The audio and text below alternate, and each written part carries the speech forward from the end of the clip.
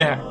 اب غور کریں، آج جو لوگ عقل کے پجاری ہیں، جو لوگ اندھوں کی طرح اپنے ملاؤں کے پیچھے، اپنے بڑوں کے پیچھے، اپنے آباء و اجداد کے پیچھے چل رہے ہیں، اور جو لوگ سائنس کے پجاری ہیں، جسے عقل تسلیم کرے اسے مانیں گے، اور جسے عقل تسلیم نہ کرے اسے نہیں مانیں گے، تو ایسے لوگوں کو اس وقت کہا جاتا کہ زمین چپٹی نہیں بلکہ گیند کی طرح گول ہے، اور سورج نہیں بلکہ زمین کے گھومنے سے دن اور رات ہوتے ہیں۔ تو کیا ایسے سب لوگ مان جاتے؟ کیا یہ سب لوگ مان جاتے سوائے چند ایک کے جو غور و فکر کرنے والے ہوں؟ ناظرین، سوال ہی پیدا نہیں ہوتا، ان لوگوں کے ماننے کا سوال ہی پیدا نہیں ہوتا، کوئی بھی نہ مانتا۔ ملاؤں سمیت عقل کے پجاریوں کا، سائنس کے پجاریوں کا اس وقت یہی کہنا ہوتا کہ یہ بات تو عقل کے خلاف ہے۔ ایسا کیسے ہو سکتا ہے؟ ہم اپنی آنکھوں سے سورج کو طلوع ہوتا ہوا، اوپر چڑھتا، آگے سفر کرتا، ڈلتا اور غروب ہوتا دیکھ رہے ہیں، اور تم کہتے ہو کہ نہیں بلکہ زمین گھوم رہی ہے۔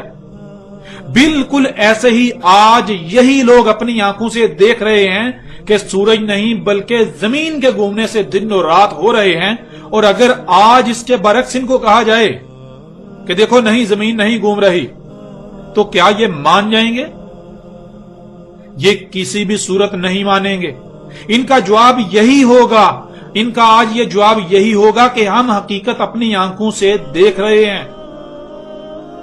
جب ہم حقیقت کو اپنی آنکھوں سے دیکھ رہے ہیں کہ زمین گیند کی طرح گول ہے اور وہ گھوم رہی ہے، اس کے گھومنے سے دن اور رات ہو رہے ہیں، تو تمہاری بات کو کیسے سچ مان لیا جائے جو تم اس کے برعکس بیان کر رہے ہو؟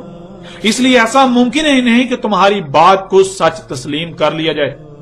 یہ تھی ناظرین سورج کے جہاں ڈوبتا ہے، جہاں سے وہ غروب ہوتا ہے، وہاں سے طلوع ہونے کی حقیقت۔ یہ تھی ناظرین حقیقت جسے آج تک دیو مالائی کہانی بنا کر پوری دنیا کے لوگوں کے ذہن میں راسخ کر دیا گیا، فٹ کر دیا گیا، اور لوگ پھر اسی کے اوپر سوچتے ہوئے طرح طرح کے عقائد و نظریات دن بدن گڑتے ہوئے آگے بڑھتے جا رہے ہیں کہ جی ناسا یہ کہہ رہا ہے کہ زمین الٹا گھومنا شروع کر دے گی، فلاں یہ کہہ رہا ہے ایسے ہوگا، فلاں یہ کہہ رہا ہے ایسے ہوگا، یعنی کہ ناسا سچا ہو گیا، فلاں فلاں سچے ہو گئے، اور اللہ کا قرآن اور اللہ جھوٹا ہو گیا۔ جیسے جیسے ہم آگے بڑھیں گے تو آگے ہر لحاظ سے مزید ہر پہلو سے یہ حقیقت کھل کر واضح ہو جائے گی کہ اس بارے میں اللہ سبحانہ تعالیٰ نے قرآن میں مزید کیا کہا، قرآن میں اللہ سبحانہ تعالیٰ نے اس کے حوالے سے کیا کیا رہنمائی کی۔